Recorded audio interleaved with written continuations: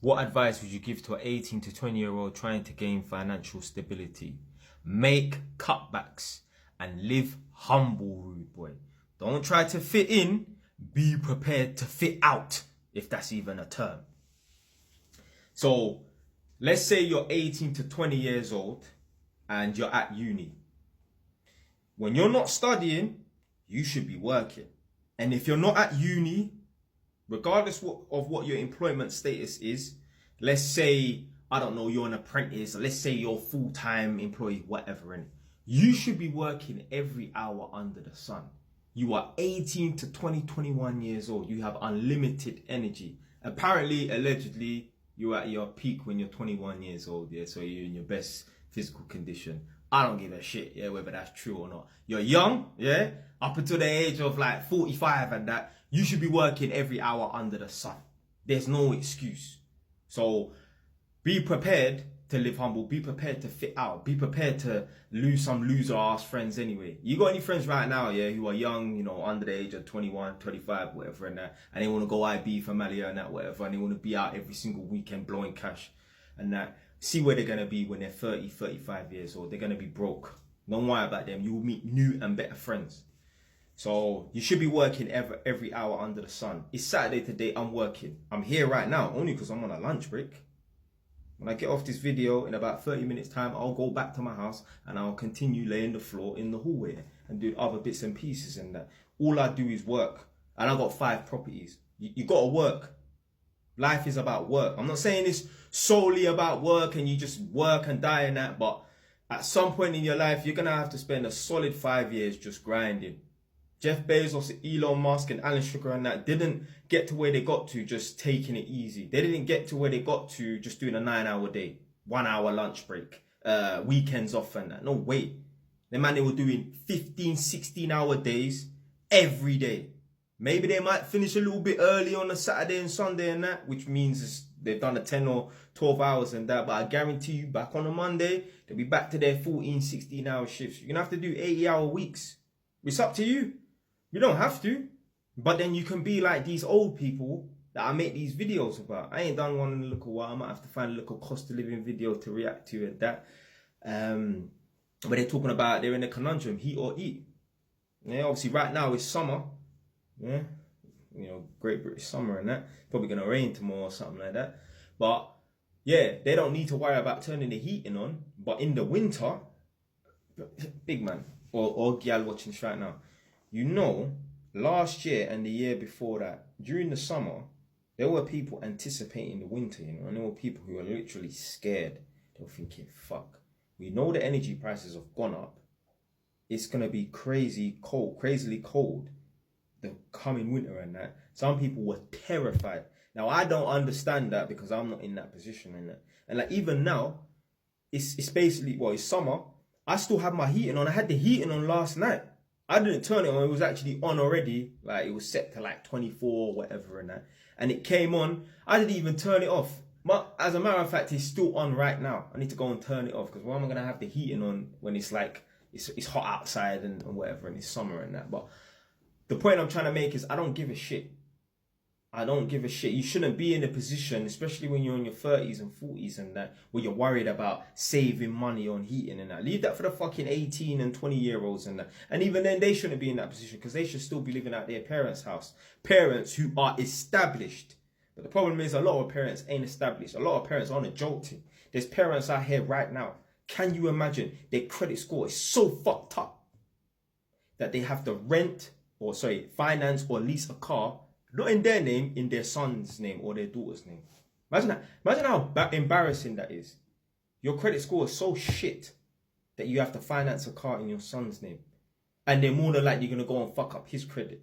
The son's dumb anyway. You think I would fight if my mom had bad credit, which she don't, you think I'll be financing a car in her name? Your credit score tells me all I need to know about you. Like I've said in many of my videos before, if I wanted to know how responsible someone is with their money, I don't need to look at their car. I don't need to look at what clothes they wear. I don't need to look at their bank balance. I don't need to look at nothing. I just need to look at their credit score. How many times have they defaulted? I have never. I'm 31 years old. I have never defaulted ever in my life. The only thing that's possibly happened, what's happened a few times is, obviously I've got like 6 accounts with Santander and that. And sometimes there ain't enough money in some accounts. And there might be a day where 5 or 6 direct debits are coming out. Let's say it's the first of the month or whatever. And I don't give a shit about direct debits. I'll talk about that in a sec.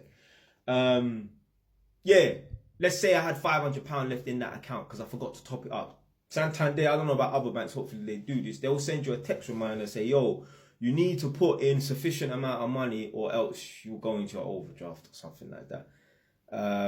Yeah, that's the closest I've been. But I always have money to put in there. It's just a case of just forgetting and that. Now, the reason why I say I don't care about direct debits and that, I'll get, let's say I start a new council tax or whatever, because obviously I'm always buying new properties and that.